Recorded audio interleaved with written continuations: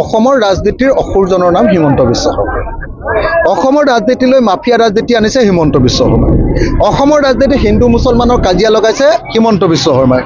অসমৰ ৰাজনীতিত সংবিধান বন্ধ কৰি পুলিচে ধৰি নিয়া অভিযুক্তক ৰাতিয়ে গুলিয়াই হত্যা কৰিছে, 80জন মানুহক গুলিয়াই হত্যা কৰিছে হিমন্ত বিশ্ব শৰ্মা। গতিকে হিমন্ত বিশ্ব শৰ্মা অসুৰ নহয় মানুহ নেকি? অসমৰ মানুহৰ ঘৰবিলাক সংখ্যালঘু বুলিয়ে ভাঙি দিয়ে হিমন্ত বিশ্ব শৰ্মাই। মানুহে চৰকাৰ এখনৰ কামটো হ'ল ঘৰ বনোৱা, মুখ্যমন্ত্ৰী এজনৰ কামটো হ'ল মানুহক ঘৰ দিয়া।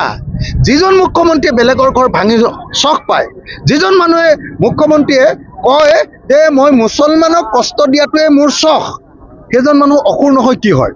মই সেইকাৰণে হিমন্ত বিশ্ব শৰ্মাক অসুৰ বুলি কওঁ, ৰাৱণৰ অৱতাৰ বুলি কওঁ। আৰু ৰাৱণক এদিন ৰামে বধ কৰিবই, আৰু আপোনালোকক মই কৈছোঁ কৌৰৱক এদিন পঞ্চপাণ্ডৱে বধ কৰিবই। আসাম টক্স আপোচবিহীন অসম কণ্ঠ।